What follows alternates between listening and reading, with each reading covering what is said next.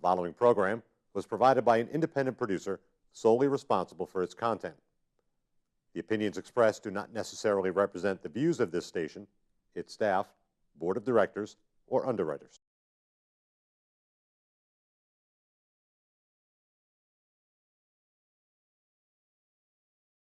Welcome to Common Sense Living, the stepping stone to success. Common Sense Living, where common sense makes perfect sense. Think of Walt Disney. He didn't quit. That's common sense. Like Abraham Lincoln, turn your negatives into positives and your chaos into order. Patience, persistence, perspiration make an unbeatable combination for success. Welcome to Common Sense Living, where common sense makes perfect sense. Welcome to Common Sense Living. And today we're going to make a trip, but not to hell, not to paradise, but the subject today is hell loosed.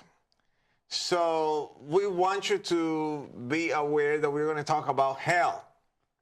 And I just want to tell you that today's subject is very, very, very hot. I don't know, Brian, but to me, it's going to be a very hot subject because a lot of people keep continuing, or they keep telling the first lie that was ever told. So with us is Brian. How's everything, Brian? Everything's doing great today. I've got the snow cleared out of the driveway. I'm looking at several more days of it. Oh, man, please don't talk more about more snow. The dirty S word. Oh, I know. It's snow, too much snow here in New England. But as we said, you know, even though the outside is all white and it's cold, we're going to talk about hell. And let me start by telling a story to our audience. So here's the deal. I heard this story about this lady whose son was a soldier in the army. And he was, you know, in one of the rounds in Afghanistan somewhere. And somehow he was counted as disappeared. So they looked for him. They looked for him for several months. They couldn't find him. So the army basically said, apparently, he's dead. So they sent all the belongings to the mom. And when they brought it, you know, two officers knock on the door, you know, are you so-and-so? We feel so sorry for you. And they gave the condolences. And they said, you know, these are the belongings of your son. We wanted to bring it to you and all of that. So in her mom's mind, her son was dead. And she couldn't bring herself to this idea that her son was dead. That was her only son. And he was in active duty, you know, defending this country, and all of a sudden he disappeared. So he's given for dead, and she couldn't accept that. So she decided, after everything was said and done, she decided to go and visit a psychic. And she went to a psychic center. In the psychic center, she said, I want you to help me so that I can talk to my son. And the psychic said, okay, you have to pay me this amount of money. I'll bring you your son. And apparently they got into the session in this dark room they have, you know, and whatever. And the psychic started invoking or doing some incantations or recitations. I don't know exactly what they do. And all of a sudden, he showed up, according to this lady, he showed up, the son, you know, looking like him, dressed up like him, speaking like him. And she went to the psychic every week. And for about 8 months, she kept doing this every single week. One day, she's getting ready to go to the psychic, and somebody knocks on the door. When somebody knocked on the door, she goes and opens the door, and there he is, her son. And then she says, oh, you decided to come to my house instead of me going to the psychic. She said, Mom, what are you talking about? Son, weren't you dead? Mom, I never die. I never die. You know, they couldn't find me, but one of the families up there kept me, whatever. This is a story, you know, I heard. And one of the families kept me, and finally I was able to come back, and, you know, I'm here. And I wanted to give you a surprise. What are you talking about? So she tells a story, and then he says, who have you been talking to? That's not me. Nope. So, you see, millions of people today believe that when we die, we go somewhere. We go to heaven if we are good, or we go to hell. What do you think? Well, you know, what does the Bible say? Let's think about that. My personal belief on it is when we die, we simply just go to sleep. Because we're waiting to be brought up to heaven.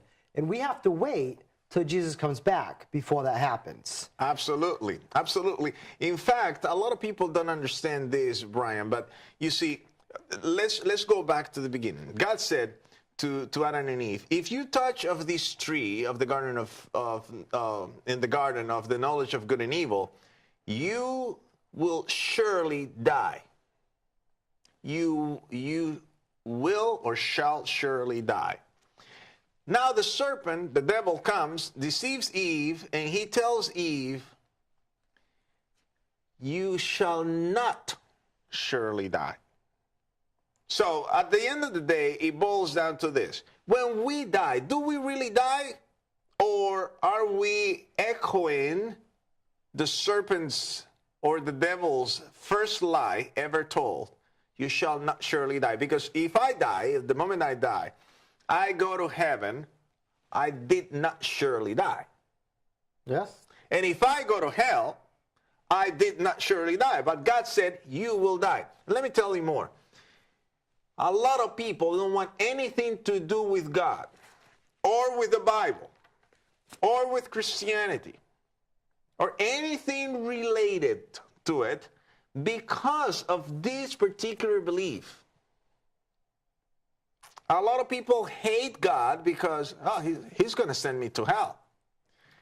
And I'm going to tell you, if God is like that, sends people to hell, I don't want anything to do with him.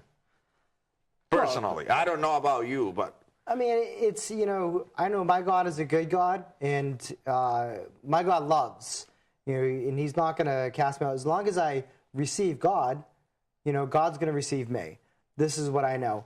So you got to kind of look at it, you know, in the sense of, you know, what does the Bible say about it? When we die, you know, it says 2 Peter chapter 2, verse 9, God's reserving all of us for the day of judgment. Yes. So essentially what we're going to do is we're going to fall into a great sleep. You know, and when Jesus comes back, then we're going to be resurrected. So basically, what the Bible teaches, you know, the day of judgment is reserved for the wicked. That's what it says in Peter, right? But at the end of the day of judgment is the day of reckoning, and it will be for everyone, not only for the wicked, but also for everyone. Everyone is going to be rewarded according to his works. They're going to be rewarded according to his works. So if I die today, and then I am sent to heaven, in God's presence, I'm being rewarded immediately. Then the Bible is lying, saying that I will be rewarded at the very end. That makes no sense. But what happens when we die? What really happens? You know, the Bible says about it, right? So what does the Bible say? Ecclesiastes chapter 9, verse 5. It says, the living know that they will die, but the dead know nothing. The dead know nothing. That's an absolute statement. It isn't. And you really need to consider it. You surely will die, is what God said. Okay? And what God knows and what we know, we have the promise of everlasting life. The promise of everlasting life comes from drinking of the fountain of life, the waters, Jesus Christ. He is the key to everlasting life. And that key is held, through our salvation.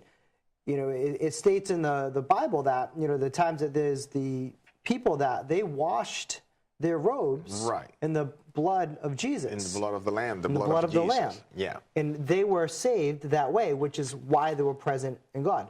So when Satan lied and said, you surely will not die, yes, he was telling the truth, but he was also lying.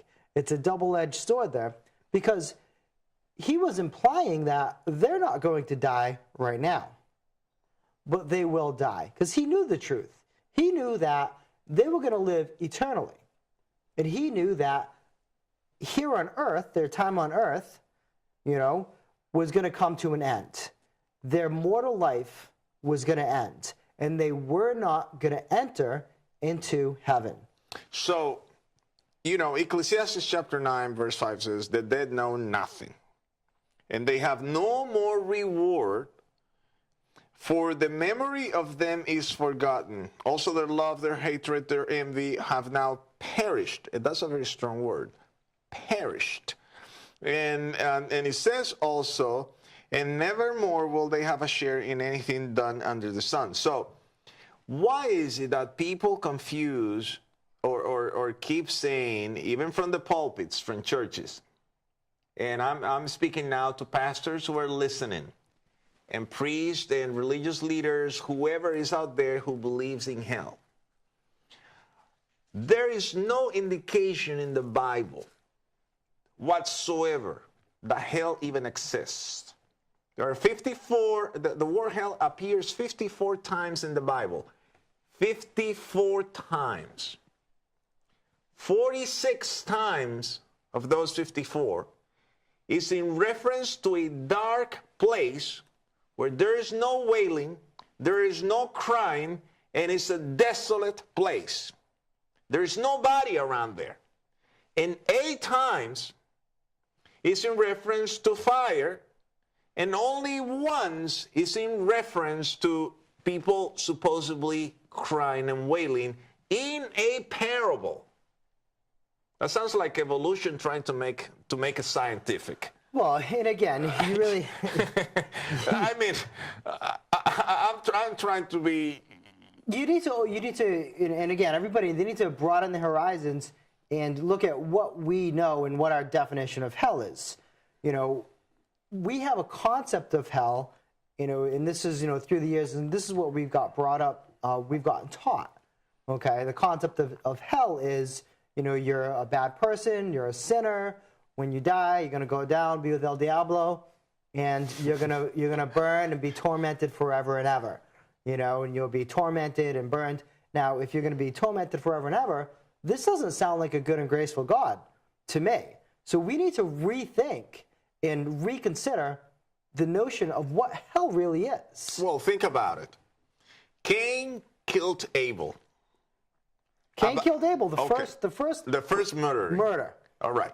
So this happened about what, 5,000-6,000 years ago? Around. And the thing about it is, what did God do to Cain? Okay, but hold it there. I want you to follow me on this one for a minute. Cain killed Abel around, let's say, between 5,000 and 6,000 years ago. Let's put a very conservative number, 5,000 years, right? And he killed one. So for that crime, let's say, if hell really exists, Cain is sent to hell, or was sent to hell, and he has been burning 5,000 years, right? Waiting for the judgment. Now, 21st century, or the 20th century, comes Hitler, kills 20 million people, and now Hitler is going to burn 5,000 years less than Cain that committed less crimes. You see, 20 million crimes, and Cain is burning longer, 5,000 years, for a lesser crime. It doesn't add up. No, it doesn't make sense. It doesn't make sense at all. I mean, I'm trying, but I can't really help it. So what we really need to look at, and again, what does the Bible say about hell? Well, the Bible says about hell, there are three definitions for the word hell. Number one, the word hell, as we said, appears 54 times. 46 times is in reference to a dark place. There's a Greek word, Tartaros, which is a reference to a very dark place, reserved specifically for the fallen angels. It is used by Peter in one of his letters. And also the word hell is also Gehenna, which is, the Gehenna is the place where what we call today the landfill, the dump. And what happened is, you know, people pick up their trash every day in a chariot, and they took the dump and put it outside of the city to be burned. And they used to burn their trash. And they burned their trash, and they call that hell. It was hell. So, and also hell is a reference to the grave. So there is no thing of people burning anywhere. No, and again, so literally through the years, the word hell and the misconception of what hell is has been twisted and used against us in order to get us in line. Absolutely. In fact, and let me say this very clear, and I don't want anybody, I don't want to create, to antagonize anybody. I don't want to create enemies unnecessarily, you know, but let me be clear on this. Using fear tactics to attract people to the churches or to God is not God's way. The God we serve is a God of love. It doesn't mean that he's not a righteous God. He's a righteous God. He has to pay with justice everyone. But you see, when Satan showed up in a meeting up there in heaven in the book of Job, chapter 1, chapter 2, both chapters, in both instances, God asked Satan, where are you coming from? Both times. Didn't God know where he was coming from? Of course God knew. But God asked the question, and in the answer that Satan gave is a very interesting one. He said, I'm coming from running to and fro on the face of the earth. On the face of the earth. On the face of the earth. Which means that if he was in charge of hell, he should have said, I'm coming from hell, you know, that's where you sent me. All right, so you look at, so where do we get this concept of hell from? You know, so what we're taught in Revelations, you know, we've opened up a large pit of fire. And also it says in Revelations chapter 20, you know, there will be a fire that comes down from God out of heaven. You know, and that hellfire consumes and devours the wicked. Right. But let's take a closer look at that text. Let's take a closer look. It's Revelation 20, the one that you just mentioned, right? 20, chapter verse 20, 9. verse 9. Let's take a closer look at that text because that text is fascinating. Let's read it. It says, they went up on the breadth of the earth. Again, it's very consistent with what Satan said. Right? On the breadth of the earth, on the surface of the earth. And fire comes down from heaven and devours them on the surface of the earth. No one can come and tell me that there is some place out there burning somewhere. Really? Okay, so now if what you're telling me, so where are all these people now? That's a great question.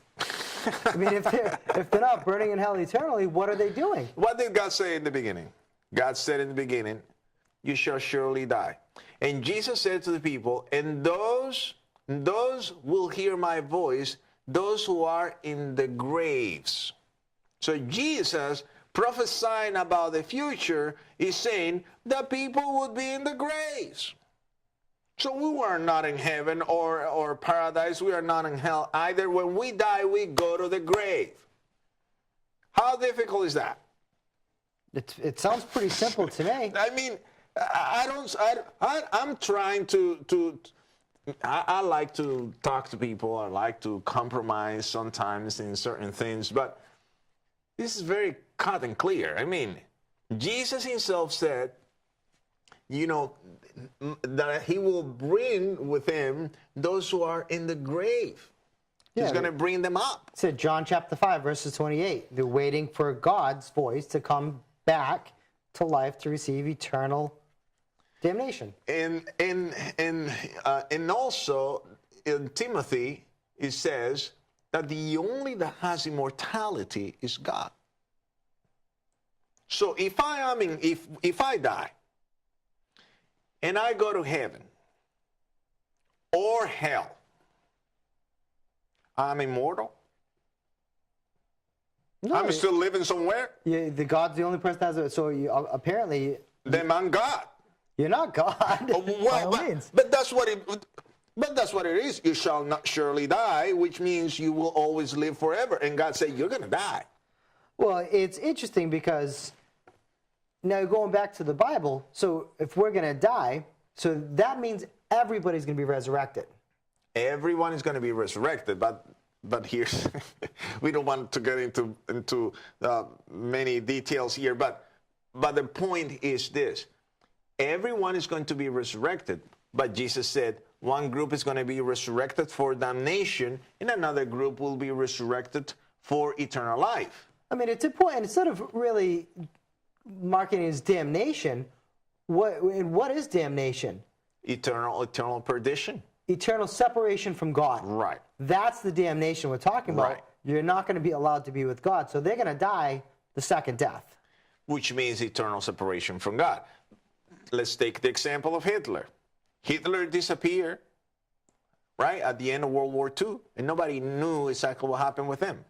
Don't you think he needs to be resurrected to come and stand trial and then pay for his sins? Absolutely. Like Hitler, there are so many people that have done a lot of things that we know nothing about it. They need to be brought up to come and stand trial. I mean, it's very, very cut and dry, the whole thing. You see, so when we die, dear friends, we don't go anywhere. It's like when we turn off the light. Where did the light go? Didn't go anywhere. Did it go back to the plant? To the power plant? No, it didn't go back to the power plant. It just ceased to exist. And you turn on the interrupter, the switch again, this light switch, and the light goes back. That's the same thing with life. So there's nothing mysterious about it. Nothing mysterious. So when we die, we don't go anywhere. We don't go to heaven. We don't go to hell. Because according to Revelation chapter 20, verse 9, hell will be at the very end, if there's any hell, that God is going to rain fire from heaven. God is going to rain fire from heaven. That's the only hell the Bible talks about really, really, real fire. That God is going to rain it down. So if hell exists somewhere, why does God have to rain down the fire? No, I mean, and it states clearly in the Bible that it doesn't say that these people are going to suffer eternal suffering. Or eternal punishment. It's not going to be punishment eternal. It's that God is going to destroy them. In many cases in the Bible where it says that the wicked will be destroyed. The wicked will be, Job chapter 21, verse 30. The wicked will be destroyed. Psalms chapter 37, verse 20. The wicked shall perish. Malachi chapter 4, verse 1. The wicked will burn up. Psalms 37, verse 38. The wicked shall be destroyed together. Psalms 37, verse 20. They will consume away. Again, that should be cut off. 37:9 Psalms. They shall be slain. Psalms 62, verse 3. Psalms 145, verse 20. God will destroy them. Psalms 21, verse 9. Fire shall devour them. All of these texts have to do with devour, perish, destroy. A finite conclusion. It's that they are going to have their end, and they're going to meet their end by the hands of God's judgment. Right. They're not going to be, God's going to judge them, and then they're going to be put to death, and that's going to be the second death. They're not going to have eternal salvation, and then that's it. It ends. But all those verbs are very emphatic, and they are very descriptive. Very, very absolute verbs. You know, perish, devour, burn up. The Bible doesn't talk about eternal punishing. It says eternal punishment. You see, God is going to, eternal punishment means that it's going to be once and forever, and that's it. But eternal punishing, which the Bible nowhere says that, means that it's going to be forever and ever, you know, punishing, burning up there. The Bible doesn't teach that. Nowhere. And if the God I serve is a God that does that to people, I don't want anything to do with him. Because that's not what the Bible teaches. No, not at all. That's not what the Bible teaches. You know, another thing, think about it. In Revelation 21, and I want to read it just briefly. And now I saw a new heaven and a new earth, for the first heaven and the first earth had passed away. Also there was no more sea. Then I, John, saw the holy city, New Jerusalem, coming down out of heaven from God, prepared as a bride adorned for her husband. And then continues reading, and I heard a loud voice from heaven saying, Behold, the tabernacle of God is with men, and he will dwell with them, and they shall be his people. God himself will be with them and be their God. And God will wipe away, look at the adverb, every tear from the righteous, right? Every tear from their eyes. There shall be no more death. There shall be no more sorrow, nor crying. There shall be no more pain, for the former things have passed away. Then, and this is the verse I want you to pay close attention, and we are about to close. Then he who sat on the throne said, Behold, I make all things new. If hell, it continues burning forever somewhere in the universe, then God is lying. Well, saying, I make all things. No. God doesn't lie. I mean, and again, you got to look at it. So where is hell? You know, if you look in a couple of the clues that we have are in the Bible, Revelation chapter 20, verses 9, ultimately will be on earth. You know, and it says on the surface of the earth. And they went up on the breadth of the earth, and they encompassed the camp of the saints about in the beloved city, and fire came down from God out of heaven and devoured them.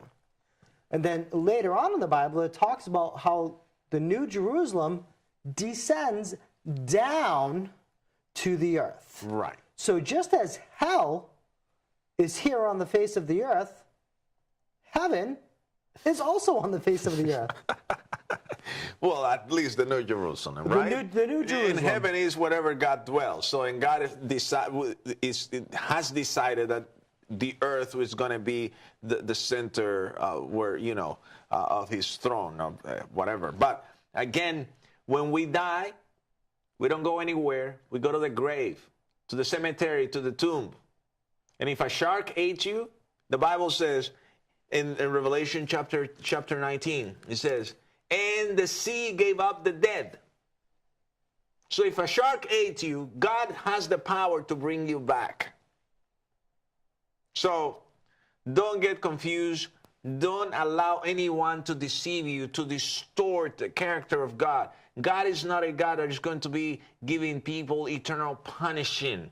It's eternal punishment. And it's going to be once, and then after that, once the wicked are destroyed, burned up, devoured, cease to exist forever, then he's going to make everything new. Well, this is the end. Thank you for listening and watching Common Sense Living, where common sense makes perfect sense. This was your host, Jose Luna, and Brian Young. Thank you for watching.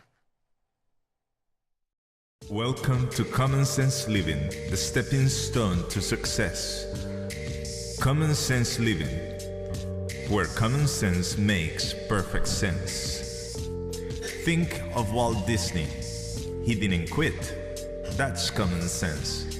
Like Abraham Lincoln, turn your negatives into positives and your chaos into order.